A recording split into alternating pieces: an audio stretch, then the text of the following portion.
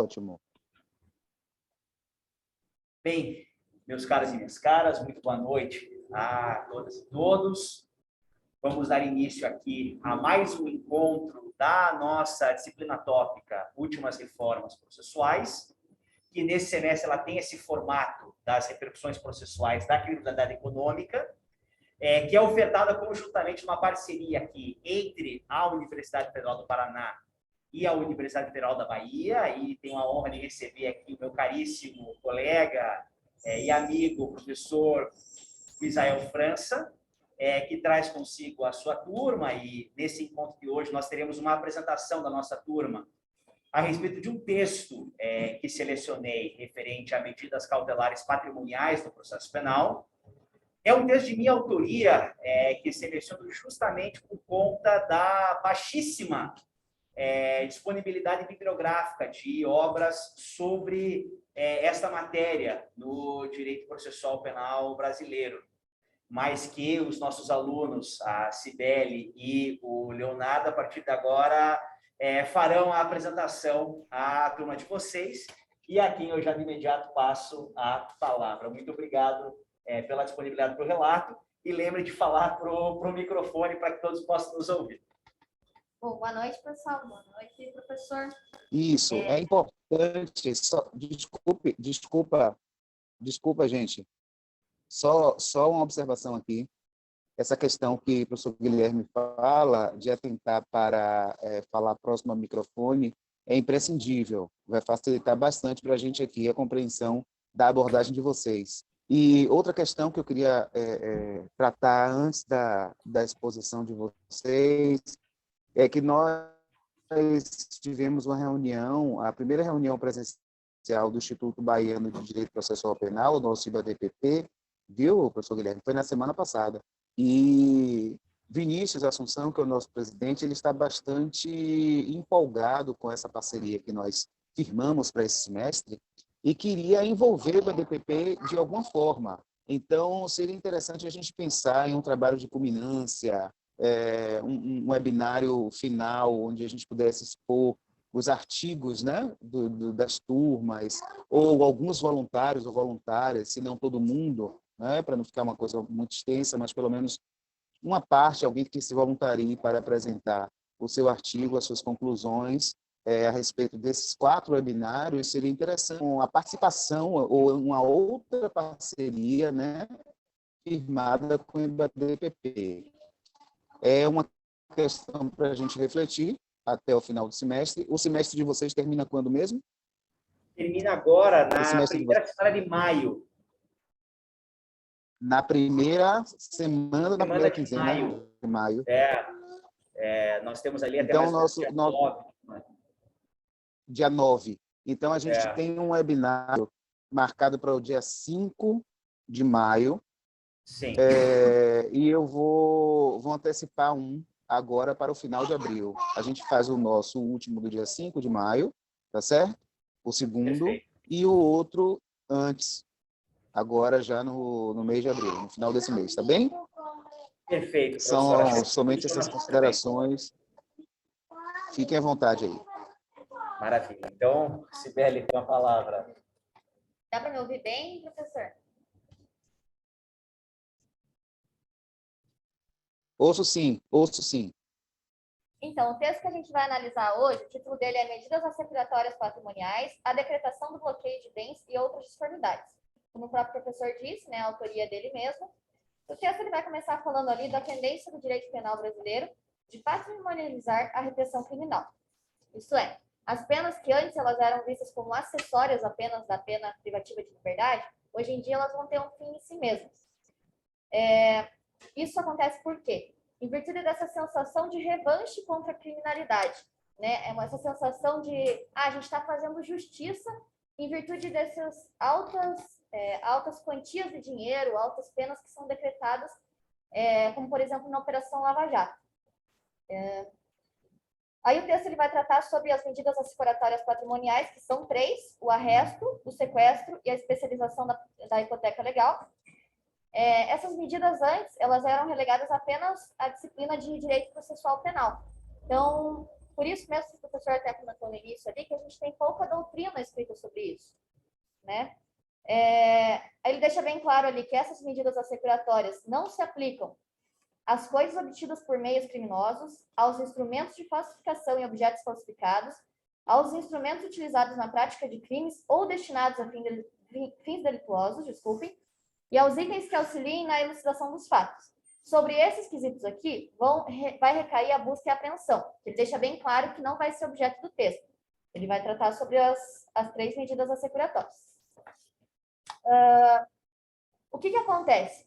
O texto vai tratar que essas 3 medidas elas têm sido utilizadas de maneira atécnica, amorfa ou genérica, o que acaba dificultando a defesa e gerando um problema ali com os direitos constitucionais e com aquilo que é defendido pelo nosso Estado Democrático de Direito. Acaba afetando direitos do contraditório, da ampla defesa, o dever de motivação das decisões judiciais. E o que parece é que o direito ao patrimônio, ele acaba sendo relegado ao segundo plano. Quando a gente fala de liberdade, isso aí acaba tendo uma importância muito maior. Então, só porque é patrimônio, beleza, dá para fazer o que quiser, vamos pensar assim. É isso que parece que é o que acontece com o nosso direito penal. Então, acaba sendo um grande prejuízo à defesa, né? E aí ele vai começar a tratar da diferença entre eles. O que acontece? O sequestro. O sequestro ele objetiva a perda do proveito do crime. Então, ele vai impedir o enriquecimento ilícito da pessoa. Podem ser objetos da medida os bens móveis e imóveis adquiridos pelo indiciado com os proveitos da infração, ainda que já tenham sido transferidos a terceiros. Então, por exemplo, se a gente tem um crime de corrupção passiva, o dinheiro em si, que foi obtido da corrupção passiva, ele vai ser objeto do crime, né? Então, ele seria produto de busca e apreensão, vamos dizer assim.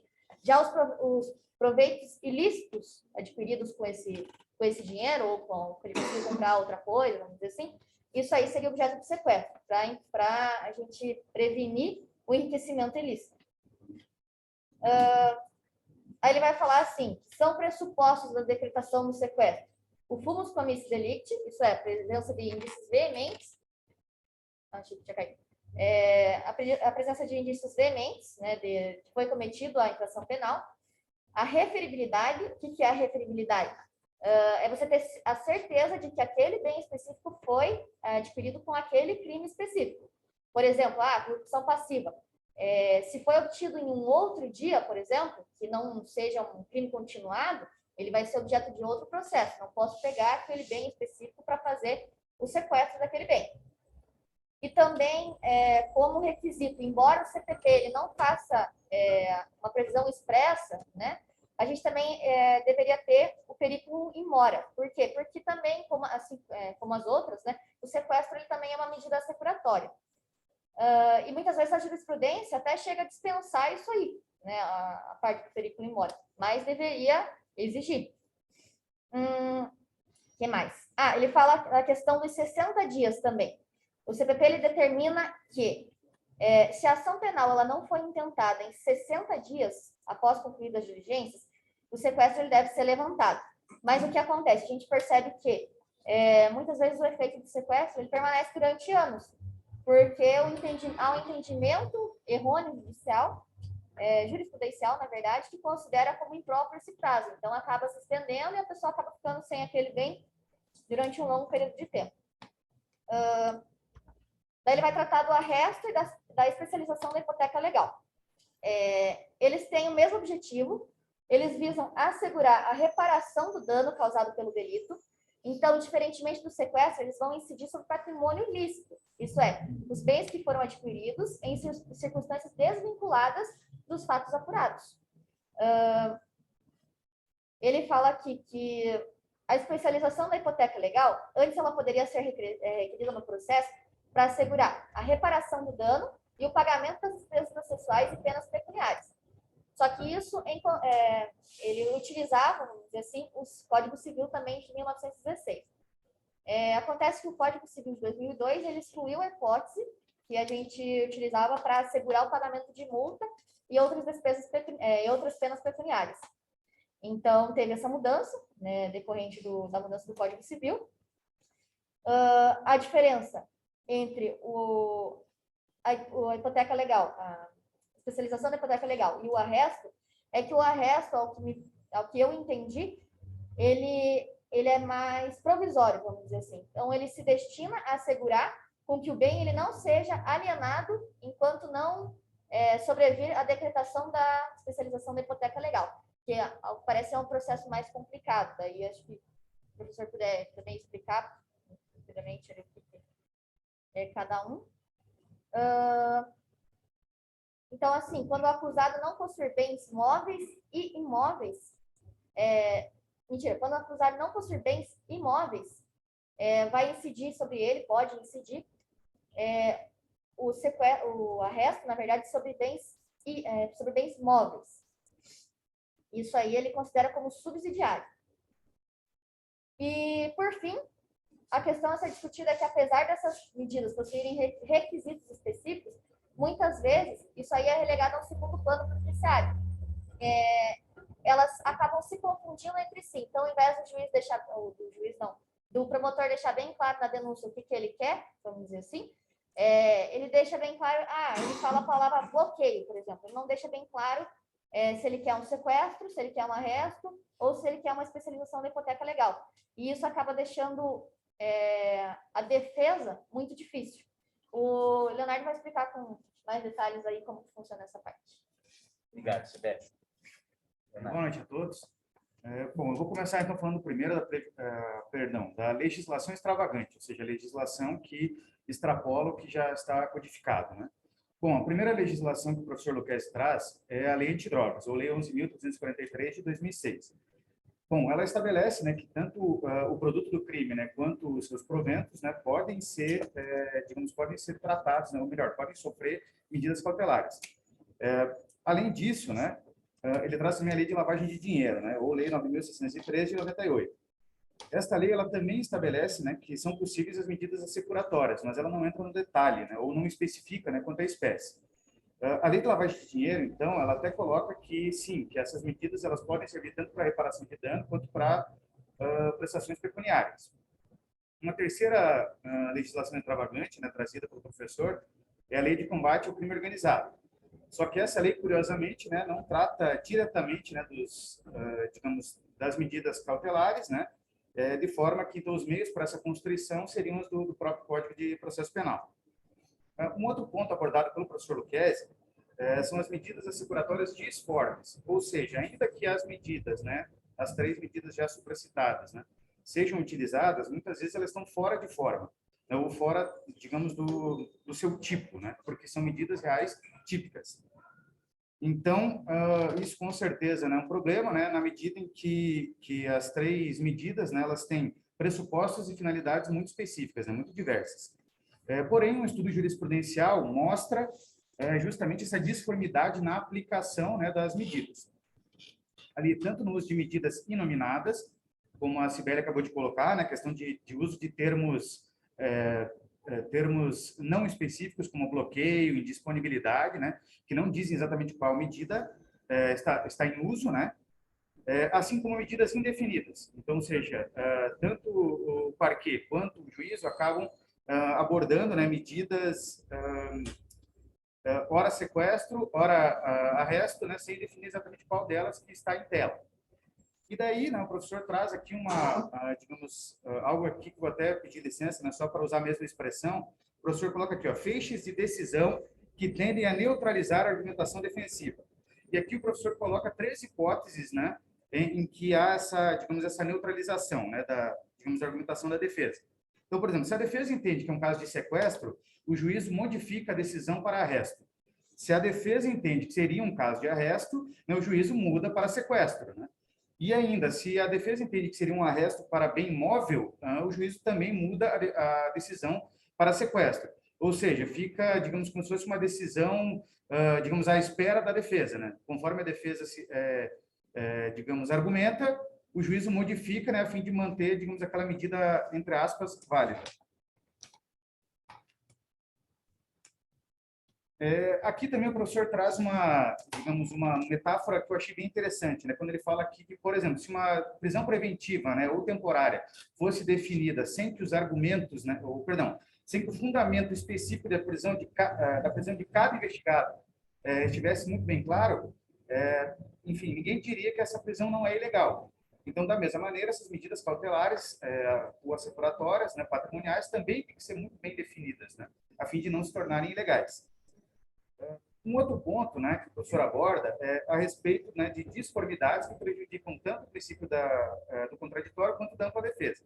Um dos exemplos refere-se, né, à determinação de medidas ou à decisão, concessão de medidas assecuratórias sem que a oitiva do imputado, ou seja, sem que esse acusado, né, tenha a oportunidade de se defender. Então, obviamente, né, se o contraditório ele estabelece tanto direito à informação quanto direito à reação, e ele ainda não teve a oportunidade de falar, seja, né, em fase de procedimento, seja em fase de processo, obviamente que esses princípios do contraditório da ampla defesa são prejudicados. Obviamente, na paridade de armas também resta bastante, digamos, prejudicada, né? O professor também faz uma problematização da oposição de embargos. Ainda que haja possibilidade, obviamente ele entra no detalhe, né, das possibilidades para essa oposição de embargos, digamos, fugiu a palavra aqui, a discussão, né, acerca da validade desses embargos só se dá depois da fase recursal. Ou seja, ainda que depois se entenda, né, que a medida cautelar foi inadequada, o prejuízo, né, ao imputado, ao acusado, já decorreu. Além disso, né, também o professor também problematiza a questão da decisão, né, do magistrado, que tem que dizer o que está decidindo e por que está decidindo. E muitas vezes essas indefinições, né, acabam tornando essa decisão, digamos, essa motivação também prejudicada. Além disso, né, o professor também cita uma outra disformidade que prejudica, né, contraditória ampla defesa, que seria a indefinição do quantum, né, indenizatório. Então, ele até coloca lá a questão, né, de que mesmo juízos, para um juízo civil, né, que está mais acostumado a essa definição pecuniária, né, tem dificuldades, né, na hora de definir esses valores, né. Ainda assim, né, geralmente, digamos, o valor definido, né, a critério de indenização acaba albergando todo o patrimônio dos investigados e de todos os investigados, e mesmo assim ainda fica muito aquém do valor que seria, né, definido como uma indenização do caso em tela. Por fim, né, nas considerações finais, né, o professor aqui recorda, né, muito bem a questão do artigo 5º da Constituição, né, que diz que ninguém será privado da liberdade ou de seus bens sem o devido processo legal. Ele também aborda aqui a questão, né, de um encontro entre uma defasagem legislativa, né, inclusive doutrinária, né, como a Sibeli já colocou. Então, essa defasagem legislativa encontra, né, uma tendência repressiva e eficientista, o que também me faz recordar dos textos, né, do professor Misael, né? E daí, claro, né, ele, né, diz, então, que é importante, aliás, urge, né, um diálogo muito forte entre a academia, entre o legislativo e o judiciário, né, para que se possa, né, enfim, acabar com a ilegalidade, com violação à publicidade, supressão do contraditório da ampla defesa e também acabar com decisões, né, desprovidas de motivação. E aqui, por fim, né, nesse nosso recorte, né, o professor, né, coloca o seguinte, né, que se nós tomarmos o processo penal como um termômetro da democracia, então, nesse caso, o Brasil caminha para o lado oposto ao da democracia. Obrigado, professor. Excelente, muito obrigado.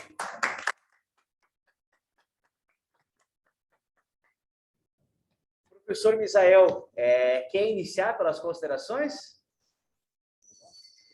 Qual o nome dos expositores? Sibeli. Leonardo. Doutora Sibeli e doutor Leonardo, parabéns, viu, pela explanação muito clara, objetiva, desse texto importante do professor Guilherme, principalmente porque, como bem sinalizado por doutora Sibeli, não encontra muito eco, vamos dizer assim, a gente não tem muitas referências sobre cautelares reais no processo penal. Até a gente comete a falha na condição de professores de processo penal em passar de forma muito tangencial nessa disciplina tão importante, né? A gente se debruça sobre o estudo das cautelares pessoais e deixa de lado, né? Pouca atenção se dá tanto em sala de aula, quanto nos livros, nos manuais de processo penal, no que diz respeito a essas tão intelectuais. Uma dos participantes aqui que queira falar, queira participar, queira levantar alguma questão, fazer alguma complementação. Vamos aguardar aí se tem alguém que queira tecer algum comentário. Entre nós, temos Se tiver, por favor, se tiver alguém daqui, eu peço que levante a mão, ou daí também, fique tranquilo. Aí, se não tiver, eu faço as minhas considerações daqui a pouco. Bom, Eu acho que o pessoal está ansioso como eu por ouvir disse... as suas. E aí ficam nada, aqui, cabulados. na verdade é um bate-papo, né? Exato. É um bate-papo no sentido de a gente trocar conhecimento e partilhar reflexões a respeito desse assunto tão empolgante e controverso do processo penal, que são as medidas cautelares e, mais especificamente, como traz o texto do professor Guilherme, as cautelares reais. Já destaquei a parca contribuição da doutrina brasileira no que diz respeito a essa disciplina. Isso faz com que a gente lembre aqui das alterações promovidas pela Lei 13.964, o que se convencionou chamar de pacote anticrime, que traz considerações, né, traz alterações importantes no que diz respeito à constituição patrimonial no processo penal, e com destaque aqui para o confisco alargado, a figura do confisco alargado, que se trata mais especificamente de um efeito da condenação penal. Então, a gente não está falando de uma medida cautelar, mas que se aproxima e muito do artigo 4º da Lei 9.613, né? 9.613 de 98, a Lei de Lavagem de Capitais, com a alteração dada por sua congênere de 2012. O que acontece aqui? Confisco alargado é aquele efeito da condenação, de acordo com a legislação de 2019, com a política criminal de 2019, pacote anticrime, entre aspas, muitas aspas, que visa a obstaculizar todo o patrimônio, independente da sua origem, lícita ou ilícita, e se estiver sido transferido para terceiros, como efeito dessa condenação, o que se convencionou denominar de confisco alargado. E isso encontra correspondência em uma cautelar patrimonial, uma indisponibilidade de bens prevista no artigo 4º da Lei de Lavagem de Capitais, que, de acordo com o entendimento recente do Supremo Tribunal Federal, inclusive, pode ter amplitude tal que abranja, inclusive, bens móveis ou imóveis de origem lícita, inclusive transferidos a terceiros de boa-fé. Então, esse alargamento aí dessa medida cautelar no contexto da lavagem de capitais aproxima ela, artigo 4º da Lei 9.613 de 98, do confisco largado como um efeito da condenação. E aí, pasme, né? Uma medida cautelar, só para complementar as reflexões do professor Guilherme, passando a ter o mesmo peso de um efeito de uma sentença condenatória. Me parece que ferindo aí frontalmente o princípio da proporcionalidade no direito processual penal brasileiro. Outra perplexidade, já que a gente vem trabalhando com Geraldo Prado, né, desde o webinário, é a permanência. Veja, essa lei, mais especificamente a Lei de Lavagem de Capitais, ela é alterada em 2012. Então, essas micro-reformas processuais penais, elas deveriam ter o condão de tentar compatibilizar um processo penal de base inquisitorial aos valores constitucionais convencionais. Concordam comigo? Não é o que se vê, todavia, dessas micro-reformas processuais. Aliás, há uma crítica muito forte no que diz respeito à reforma processual penal na América Latina, com destaque para Chile e Uruguai, no sentido de que não deixam de ser reformas neoliberais e, portanto, passíveis, vamos dizer assim, de reproduzir todas as bases inquisitoriais e todas as mazelas de um sistema de justiça criminal forjado num paradigma neoliberal, certo? Então, nós temos no artigo 4º da Lei de Lavagem de Capitais ainda a possibilidade de decretação de medida cautelar de ofício,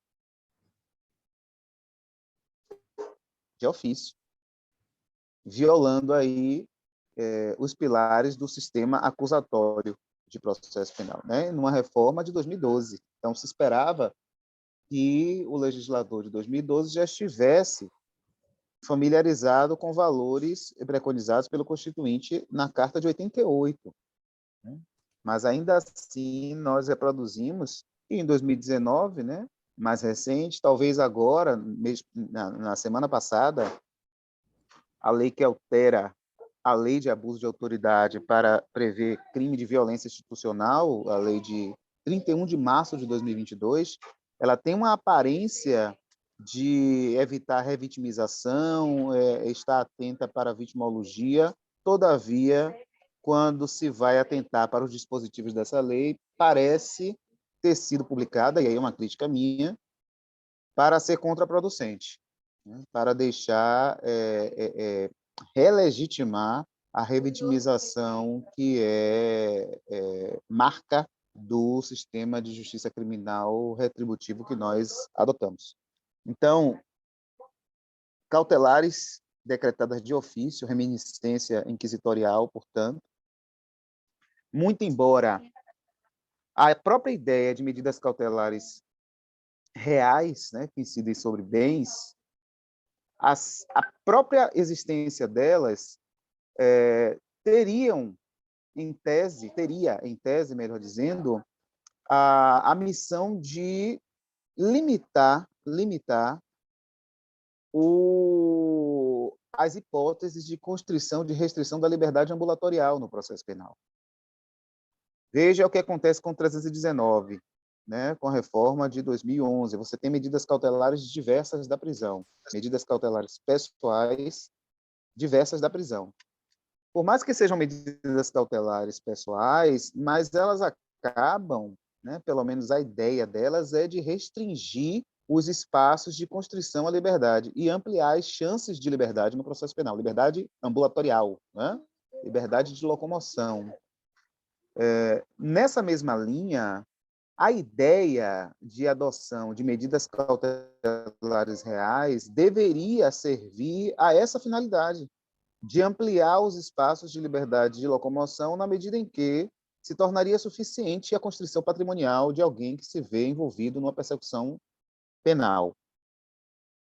Então, se esperava que as medidas cautelares reais deslegitimasse o sistema de justiça criminal como aquele pautado na restrição à liberdade de ir e vir de alguém e na manutenção de direitos e garantias fundamentais, né, dos investigados. Lamentavelmente, não é o que se vê. Todas essas ideias trabalhadas no texto do professor Guilherme, e agora que a gente tem a oportunidade de abordar também, de passar em revista, demonstram que mesmo as medidas cautelares reais são decretadas e se efetivam tendo como preço muito caro, a supressão ou a mitigação de garantias fundamentais, inclusive previstas em normas internacionais, né, para o processo penal humanizado.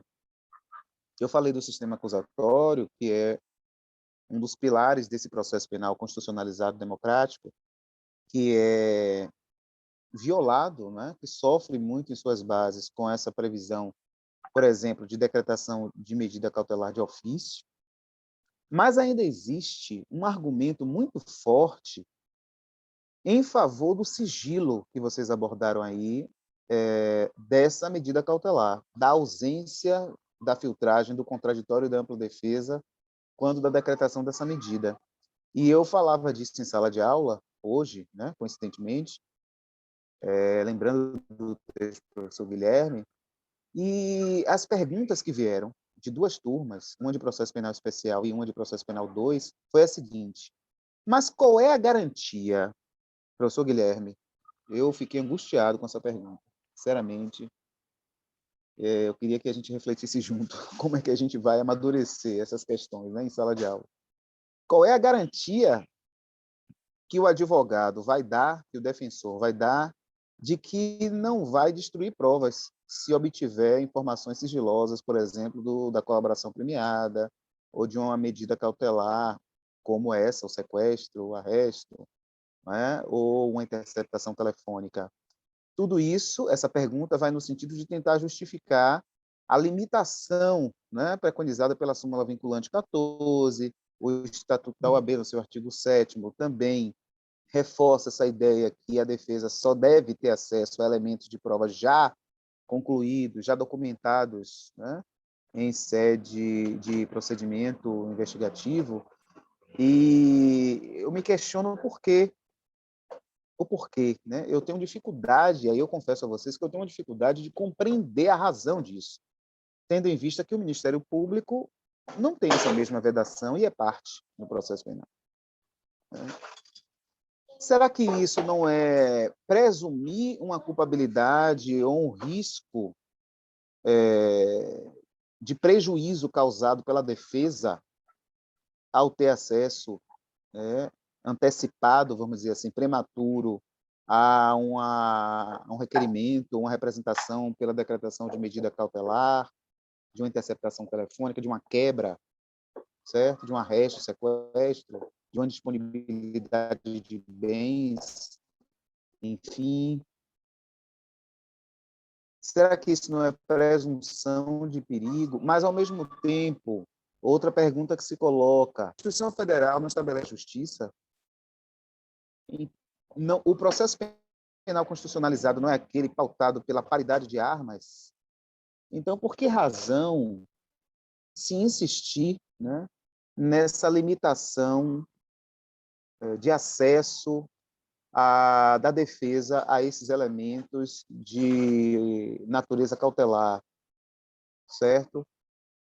É como se nós legitimássemos a ideia de que somente as agências formais de controle são senhoras, vamos dizer assim, da persecução. E muitas vezes a gente desconsidera a hipótese de uma investigação defensiva, porque o processo penal, como o caso penal, não é, como uma disputa de narrativas, é um embate de discursos. Existe um discurso sustentado pela acusação que vai se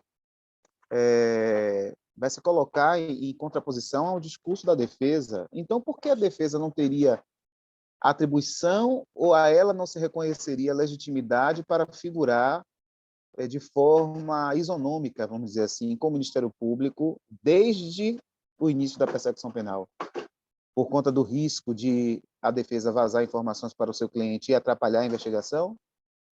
E quando essas informações da persecução penal vazam para a imprensa?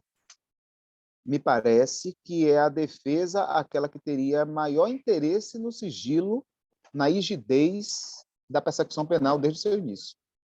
Se tem alguém que tem maior interesse no sigilo das investigações e, portanto, no não vazamento de informações da investigação criminal, me parece, por uma questão muito óbvia, ser a defesa, o principal interessado, ressalvado sempre o melhor juízo, né?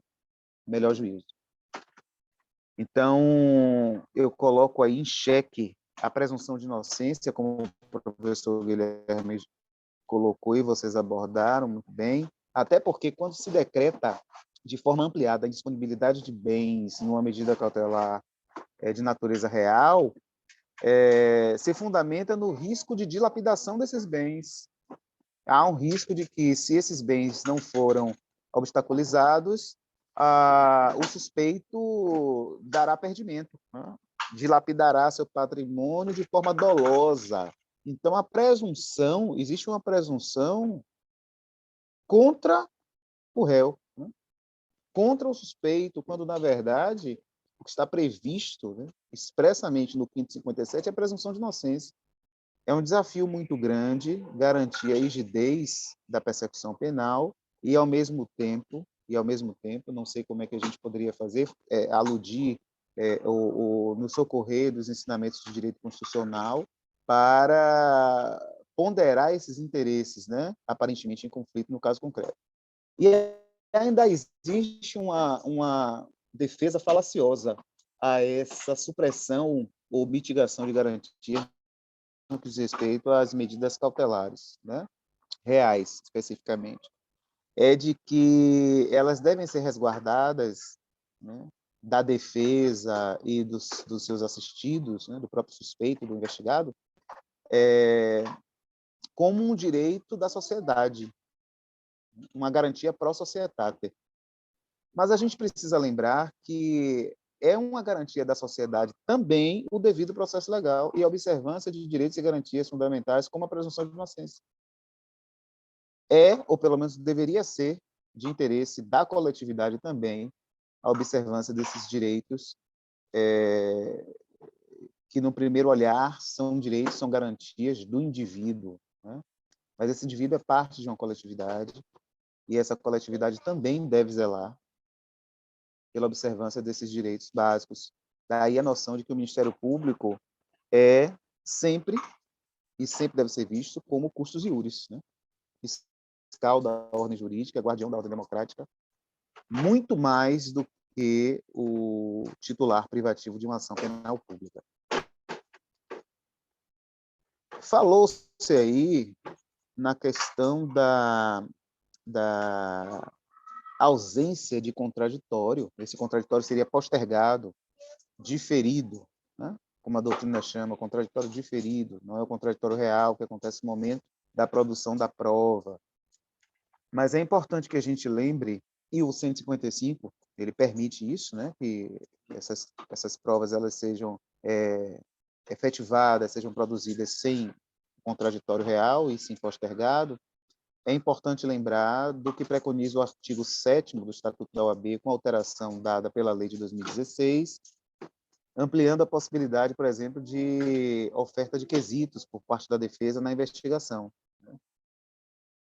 Também é importante lembrar a alteração de 2019 do pacote anticrime, entre aspas, no que diz respeito ao juiz das garantias, a figura do juízo das garantias, terceiro A e seguintes, terceiro A a F, do Código de Processo Penal, que se encontram, dispositivos estes que se encontram com sua eficácia suspensa por decisão monocrática do STF, no início de 2020, até então sem previsão de julgamento, mas que estabelece ali, e veja que uma das atribuições do juízo das garantias, embora seja juízo das garantias, é decretar medidas cautelares, decidir sobre a decretação de medidas cautelares, né? Portanto, contra o investigado.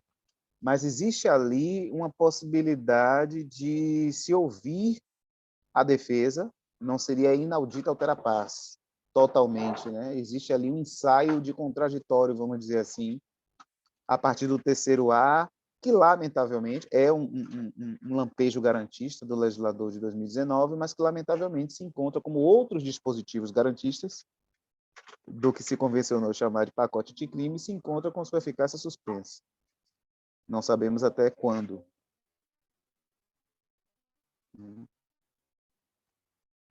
Uma outra questão, e aí eu gosto sempre de fazer referência a esse julgado, né, do STJ, o HC, depois eu posso passar o número para vocês, para quem se interessar, o que diz respeito, só uma observação aqui para não esquecer, para terminar, o que diz respeito ao caso Joesley Batista e o Wesley Batista. Eu mencionei esse caso no webinário passado, sim ou não? Não.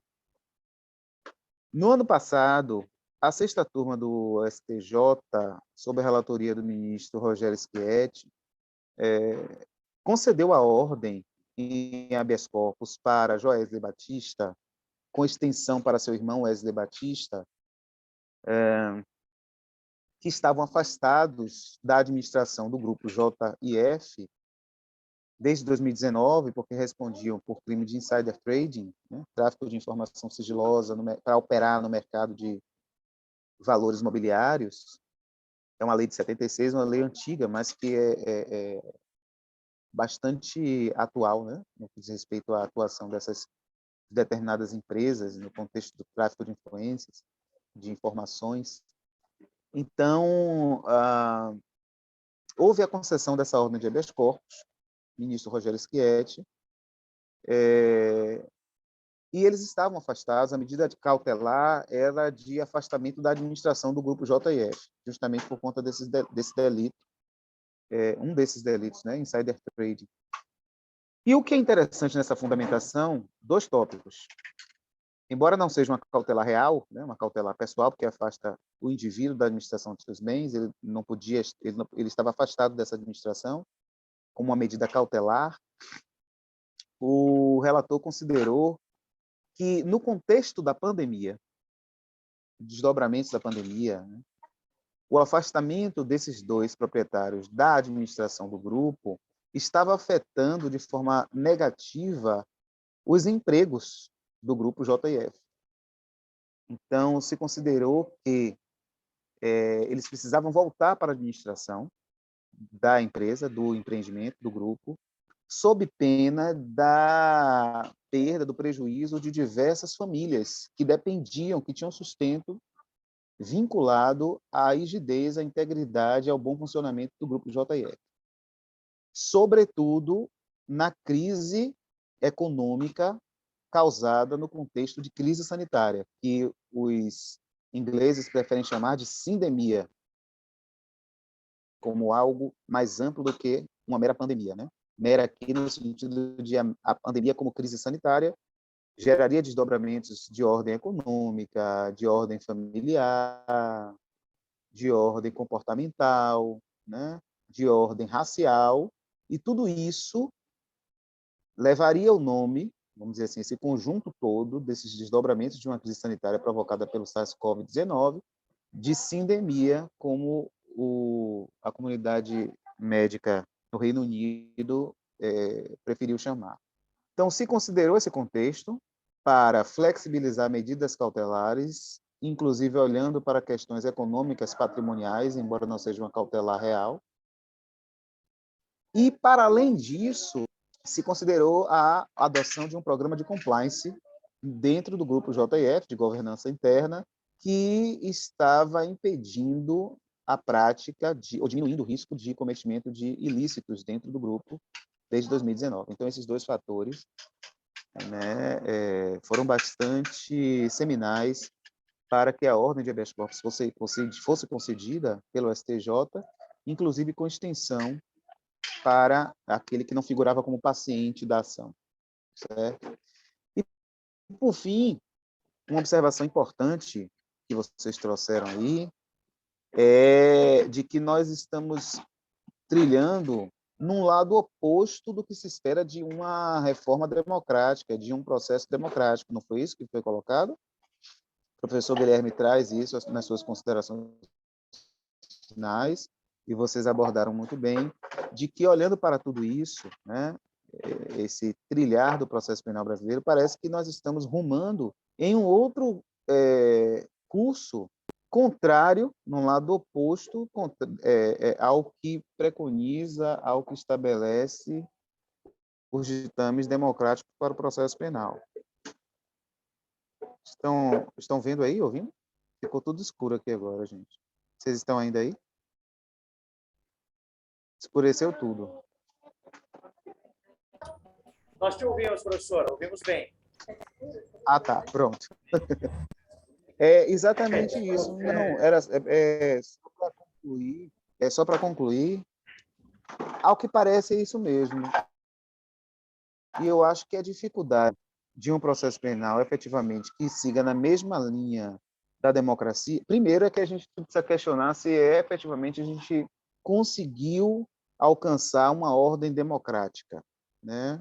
Como foi a promessa do Constituinte em 88. Será que efetivamente a gente conseguiu isso? E eu não me refiro somente ao sistema de justiça criminal, me refiro à sociedade brasileira como um todo, né?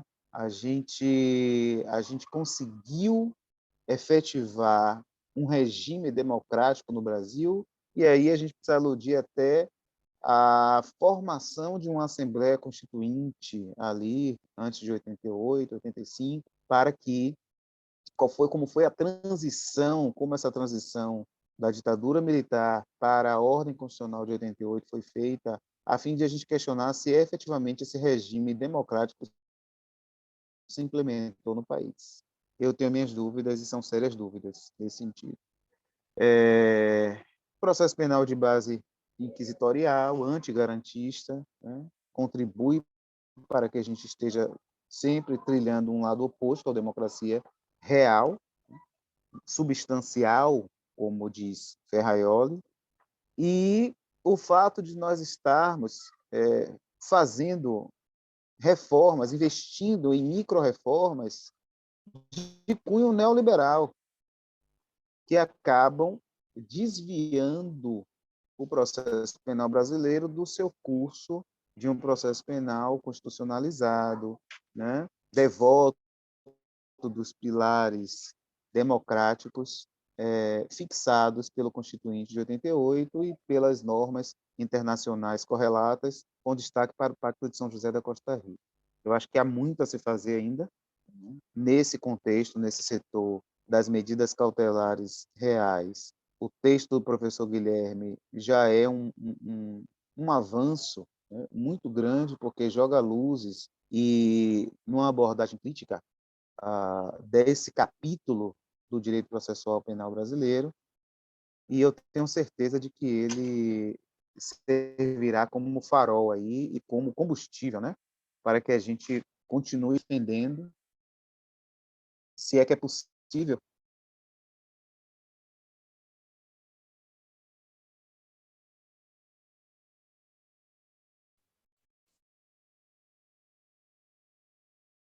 Professor, o senhor nos ouve? A sua imagem e seu som travaram. Ouço sim.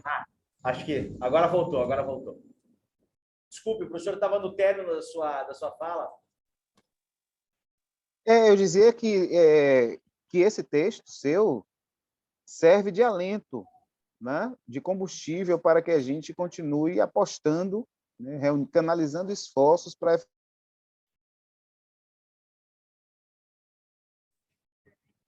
Talvez a nossa internet que esteja ruim. Eu vou tentar conectar com o meu 4G aqui um minutinho. Desculpe, professor, a nossa internet está instável. Deixa eu reconectar aqui um minuto. Eu vou usar o meu próprio sinal, porque o da universidade é muito bom, mas ele, por vezes, oscila. Não sei se o professor nos ouve.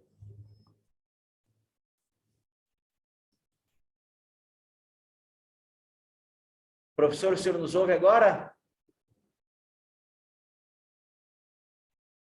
Estão todos travados, mas... agora sim. O professor nos ouve agora? Perfeitamente. Ouço. Eu estava comentando, embora o sinal da nossa universidade seja muito bom, ele, por vezes, nesses horários de pico, como são muitas conexões simultâneas, ele oscila. E aí falha um pouquinho, eu conectei aqui com minha própria rede. Não sei se o professor encerrou ou gostaria que nós nos manifestássemos. Não, de minha parte, tranquilo. São essas as considerações que eu queria fazer, né, essa troca de ideias aí com vocês. De minha parte, é isso aí. Dessa vez, por hoje, é o que nós temos hoje. Perfeito. Professor, você sabe que durante sua fala eu fiz inúmeras anotações, são muitos os pontos, porque hoje esse é um tema que eu considero fundamental, não apenas no estudo do direito processual penal, porque eu acho que muitas das falhas do processo penal que nós conhecemos já há muito tempo, elas se fazem presentes aqui, mas diria principalmente no âmbito da nossa atuação cotidiana profissional, principalmente no que diz respeito ao direito penal econômico. É claro que, e eu sempre faço essa advertência para as minhas turmas, nós não podemos de nenhum modo parecer que a gente coloca o patrimônio acima da liberdade. Esse não é o nosso objetivo. Mas, e ainda que eu me considere jovem como professor, professor Misael, nós temos uma idade mais avançada em relação aos nossos alunos, e somos do tempo em que a regra do processo penal era a prisão do acusado. A regra do processo penal, e havia uma disposição legal expressa, era que o acusado precisava recolher-se à prisão para ter o direito de recorrer quando condenado. O recurso somente poderia acontecer mediante a garantia pessoal da prisão do acusado. Isso, felizmente, mudou. Nós tivemos a alteração dessa regra pela Lei 11.719, de 2008, na reforma parcial da legislação. A legislação referente à prisão, ela teve uma grande alteração em 2012, com a 12.403, que trouxe grandes avanços, é uma lei que completa agora 10 anos de existência. E agora, com o pacote anticrime, pelo menos assim ele foi apresentado pelo Ministério da Justiça e da Segurança Pública, como o senhor coloca, ele tem pontos de garantismo, embora ela seja uma lei que traga maior repressão, ela estabelece um novo regramento com necessidade de motivação das cautelares pessoais, com a regra do contraditório prévio e não diferido. Muitas das reformas, muitas das alterações, principalmente ali no artigo 272 e seguintes, no capítulo referente às cautelares, traz consigo inúmeros avanços. Só que nós, aqui nessa nossa disciplina, a gente lida, professor Misael, com um problema muito sério. Em primeiro lugar, por uma divisão topográfica da nossa legislação processual penal, a matéria referente às medidas assecuratórias, como são chamadas, as cautelares reais ou patrimoniais, ela está excluída do título referente aos processos cautelares, às medidas cautelares, e ela está lá no tópico referente às questões e processos incidentes. Então, é como se ela não fizesse parte dessa mesma epistemologia. Esse é um problema. Outro problema, professor Misael, é que essa é uma matéria que está completamente excluída dos currículos do processo penal. Nós estamos agora em meio a uma reforma curricular do curso de Direito na Federal do Paraná, que permitirá uma reestruturação do nosso processo penal. O nosso modelo curricular, ele é extremamente avançado, mas considero que em matéria de processo penal ele ainda é um tanto quanto retrógrado, e a gente pretende, de algum modo, avançar o nosso conteúdo com uma melhor divisão para incluir a matéria das medidas cautelares patrimoniais dentro do currículo de processo penal, porque aqui essa é uma matéria que eu só consigo tratar em optativa. E para vocês da turma que não tiveram a oportunidade de cursar, eu ofertei no semestre retrasado uma disciplina optativa com o objetivo de trazer uma aproximação do estudo das cautelares pessoais com as reais, de modo a buscar aqui uma epistemologia própria. Não porque o patrimônio seja mais importante, mas justamente pelo contrário. A liberdade é tão importante que nós, durante muito tempo, acabamos relegando completamente essa matéria, não para um segundo plano, mas para um terceiro, quarto, talvez até quinto. Isso foi tratado como algo completamente desimportante. E a gente se depara com situações, professor Misael, por exemplo, o sujeito é preso preventivamente no curso do processo. Por vezes ele é arrimo de família. E, simultaneamente com a sua prisão, ocorre a indisponibilidade de todo o seu patrimônio por força de cautelares patrimoniais. Como fica a sua família? Lembrando que nós temos aqui um princípio de intranscendência dos efeitos penais para terceiros, em que o sujeito é arrimo de família, está privado do trabalho, que se encontra preso, e a família não tem patrimônio para prover a sua subsistência. Esse é um problema real e concreto. Costumo dizer que essa acumulação de prisão com bloqueio significa fome. Ela é uma consequência natural desse processo de desumanização do processo penal, e ainda que alguns possam dizer, não, professor, mas veja, o patrimônio que ele tinha por estar sujeito a bloqueio, é de origem ilícita. Mentira! Né? Ou talvez modus in rebus, nem tanto. Né? Porque, vejam, ainda que, e a gente falou muito aqui da questão da referibilidade, você possa ter a medida de sequestro como sendo decretada para assegurar lá no final a perda de instrumentos do crime, instrumentos até não seria o caso de sequestro, porque ele será objeto de apreensão, mas principalmente dos proveitos da atividade ilícita, que é de fato aquilo que se aufere com a prática delitiva, né? Isso é em si de sequestro, mas para tanto precisará haver uma demonstração da probabilidade elevada de proveniência ilícita desse patrimônio, e aí isso está diretamente vinculado não ao dano causado pela infração, mas o enriquecimento ilícito que o agente propriamente teve. E isso não é o caso sempre, mas na maioria das vezes, pelo menos na minha experiência acadêmica e profissional, isso vai se referir a uma fração, por vezes até singela, do patrimônio que é bloqueado. Porque a maior parte do bloqueio, na verdade, está lá para segurar outras prestações pecuniárias no curso do processo.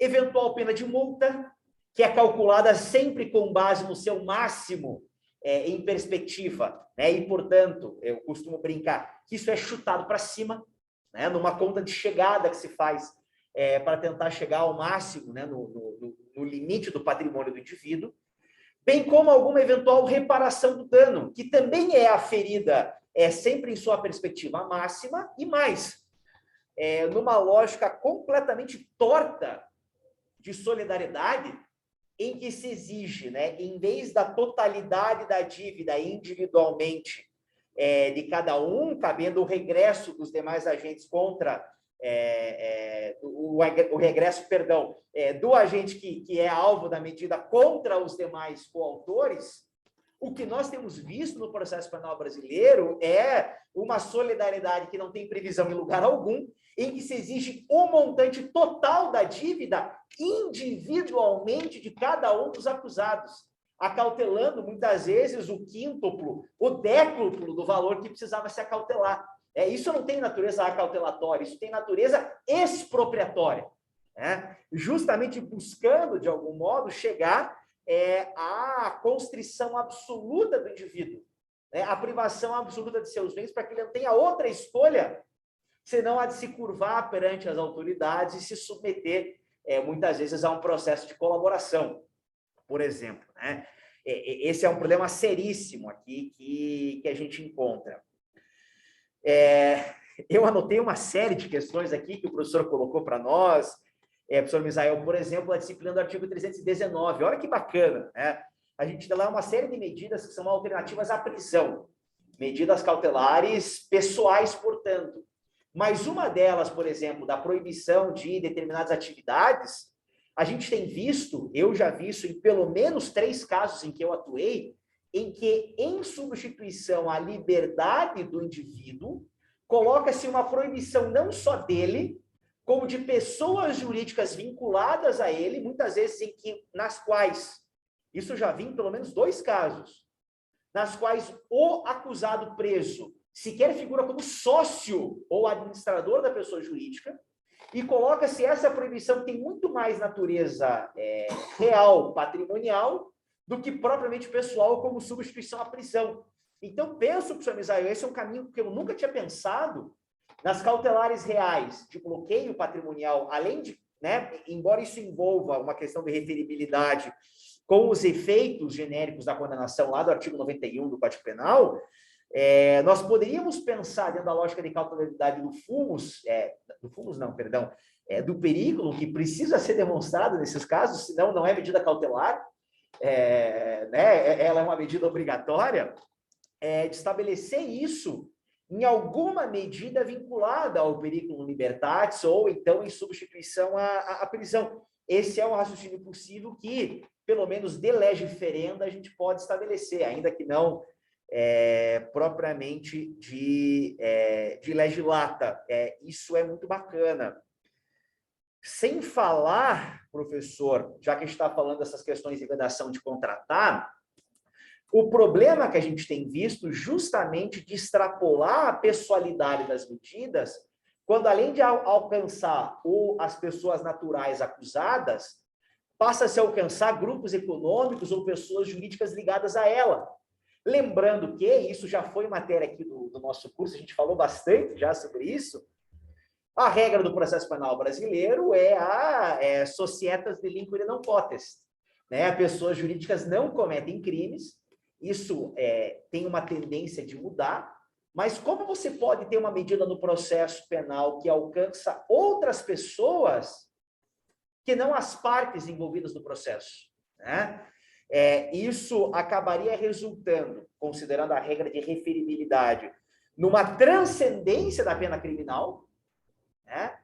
Porque a gente vai estar alcançando ao final do processo patrimônio que não o do acusado, a pena estará passando da pessoa do condenado em arrepio direto àquilo que estabelece a própria Constituição da República, e aí a gente vai trazer isso antes, dentro do processo, abandonando, né, a regra de referibilidade. Mas, indo propriamente aqui a pergunta que o professor nos traz, que foi colocada pela sua turma, né, em questões que envolvem, o professor colocou com relação ao sigilo, mas eu colocaria também com relação ao contraditório prévio, né, que costuma-se dizer, como é que eu vou ouvir a parte antes de decretar a prisão, porque ela pode fugir? Como é que eu vou ouvir a parte antes de constringir os seus bens, porque senão ela vai se dissipar dos seus bens, né? Qual é a garantia que o advogado pode dar no processo de que não haverá a distribuição de provas, a dissipação de bens, a fuga, a coação a testemunhas e uma série de interesses que estão lá protegidos, por exemplo, no 312 e em outros dispositivos da legislação processual penal? Eu diria que, primeiro, hoje, para as cautelares pessoais, a regra é o contraditório prévio, portanto, a regra é o acesso à informação antes da decretação da medida, exceto, e aí a gente transfere esse ônus para a autoridade requerente, exceto se demonstrar que o exercício do contraditório prévio poderá, de algum modo, resultar na ineficácia da medida. Mas aí nós temos claramente um ônus, não só de argumentação, como também um ônus probatório de demonstrar qual a consequência disso haver. Além disso, quando você cientifica a parte interessada nesses casos, claramente cria-se também uma espécie de ônus, em alguma medida até um dever de manutenção do status quo ante, sob pena de uma responsabilização ainda maior, caso venha a haver essa dissipação. E se no caso da prisão, a fuga é uma situação praticamente inevitável, ainda que a gente estabeleça controle de fronteira, ainda que a gente estabeleça, né, uma série de restrições, é possível que o sujeito se oculte dentro do território nacional ou escape por alguma fronteira desprotegida, como nós temos aqui, por exemplo, no estado do Paraná, fronteira seca e pelo rio Paraná e o Rio Iguaçu com o estado do Paraguai, com o estado do Paraguai. Existem uma série de voos clandestinos também, nós não temos como controlar, e é uma série de casos concretos em que isso houve. Mas há medidas institucionais para resolver esse problema. Existem autoridades como a Interpol, existe uma série de medidas que podem ser colocadas para a localização desse indivíduo, como eles têm sido, de fato, localizados, eventualmente até extraditados, né? No caso da dissipação patrimonial, professor, eu diria que essa proteção é ainda maior, justamente por conta da maneira como o nosso sistema bancário é estruturado, né? Existe um rastro que se deixa nas movimentações financeiras, e é por isso que, diria, há mais de 40 anos, né, lá no caso Watergate, investigando a corrupção política e a investigação da Convenção Nacional do Partido Democrata por um super PAC, então, apoiando o presidente candidato à reeleição Richard Nixon nos Estados Unidos, os jornalistas Woodward e Bernstein do Washington Post conseguem identificar os suspeitos a partir de uma prática que hoje tornou um mantra na investigação, que é follow the money, né? Siga o dinheiro, porque o dinheiro deixa rastro. Ainda que ele seja sacado, é possível perceber, e você não consegue sacar dezenas ou centenas ou milhões de reais num único dia. Você tem que fazer a reserva desse recurso, provisionar saldo. Isso gera alerta no COAF, isso vai estar sendo monitorado pelas autoridades, poderá gerar, inclusive, não sei se propriamente uma situação de flagrante, porque isso em si não é crime, mas isso tudo pode ser contido a partir de uma investigação, e se esse dinheiro se dissipar a partir de transações como Pix, TED, Swift e outras transações bancárias, as autoridades conseguem lá buscar esse recurso, né? Então, eu diria, professor Misael, o senhor colocou isso, né? Da mesma forma, e eu entendo isso porque, de fato, há maus advogados, né? Nós nos deparamos com eles todos os dias, que eles se colocam não como um defensor que chega pós-fato para a defesa de um cliente, mas que atua conjuntamente com o cliente durante a execução do fato, e nós devemos, de fato, repreender esses profissionais, que não são profissionais, né? São coautores. Mas, da mesma forma que existem esses maus advogados, e nós temos que controlar esse risco, o senhor colocou bem, existem maus delegados de polícia, existem maus juízes, existem maus membros do Ministério Público, que são sancionados pelos ônus superiores e, curiosamente, o nosso sistema parece não se preocupar tanto com eles, colocando aqui sempre o ônus para a defesa. Mas eu vejo aqui, eu não consigo ler, porque na minha tela não tá nítida.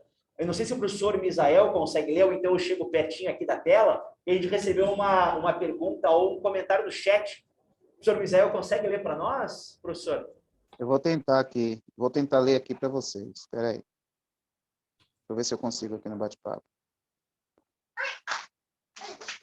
No caso, é a pergunta de Karina, daqui de Salvador. Essa manifestação prévia para cautelar requer que o investigado já tenha tentado destruir prova anteriormente? Pergunto porque se o princípio da não produção de provas contra si mesmo, por si só, já não seria uma chancela para que o réu destruísse as provas que possam lhe... Essa manifestação prévia dele exige que ele tenha tentado destruir prova anteriormente. A questão é exatamente essa.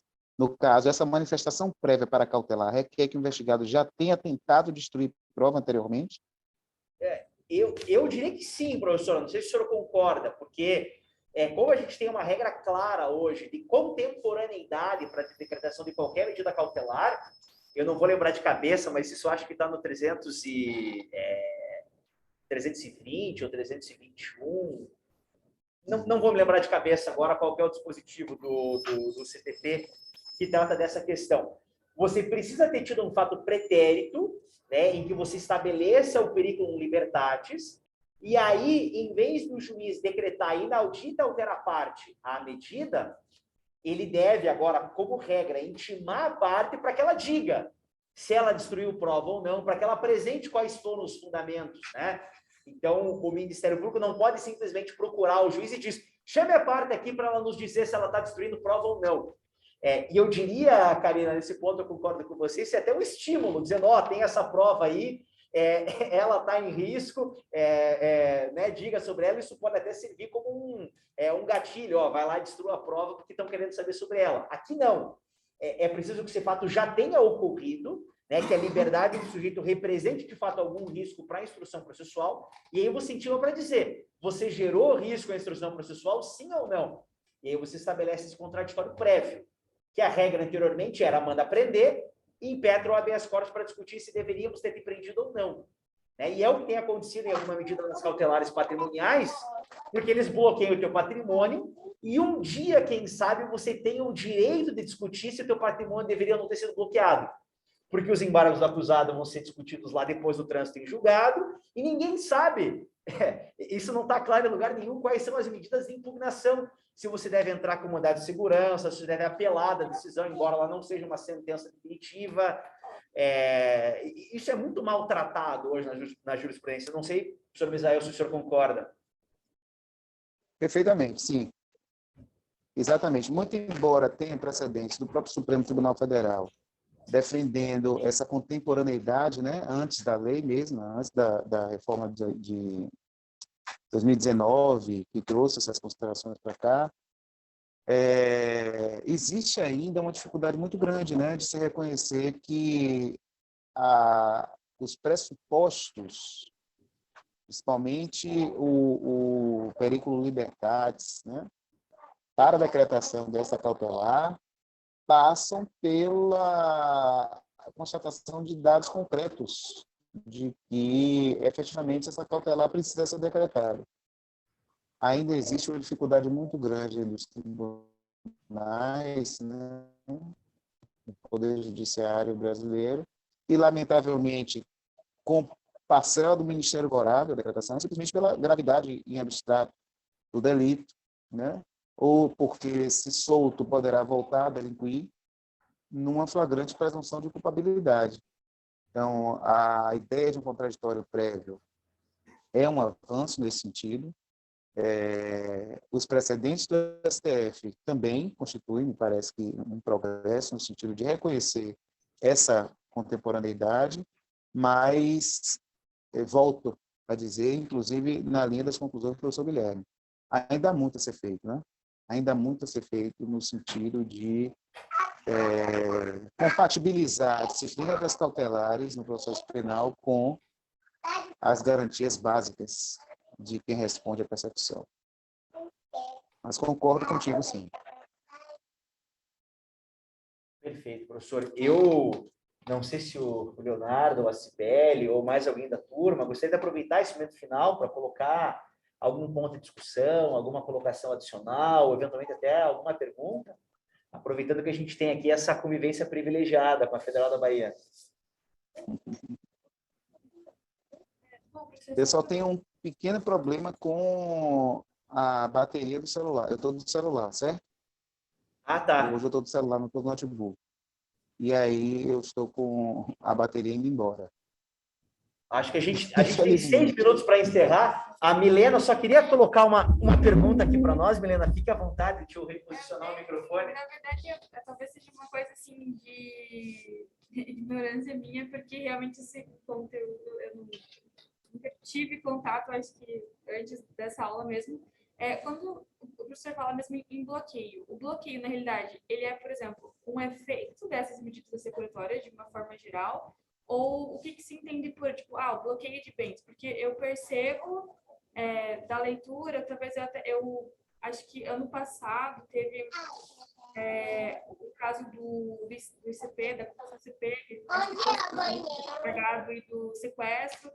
A gente teve algumas discussões na equipe e eu até li algumas decisões que muitos falavam tipo, de bloqueio de bens de uma forma generalizada. E eu não entendo muito bem o que seria isso, sabe? Se isso como que isso se relaciona com as medidas securatórias. Eu acho que essa é a pergunta de $1 milhão, né, com relação a essa matéria. E foi justamente isso que eu tentei, de algum modo, demonstrar no artigo. Que veja, Milena, as medidas que estão previstas em lei são sequestro, arresto e especialização de hipoteca legal, né, com as suas variações. A gente não tem, por exemplo, isso foi uma questão que foi colocada lá no caso do ICP, a gente não tem nenhuma medida para segurar o confisco alargado, né? Isso tem sido trazido como sequestro, mas como uma interpretação extra-legal, uma analogia em Alan Park para o acusado. E eu diria que esse bloqueio ele se afigura um pouco mais como um efeito que uma medida em si.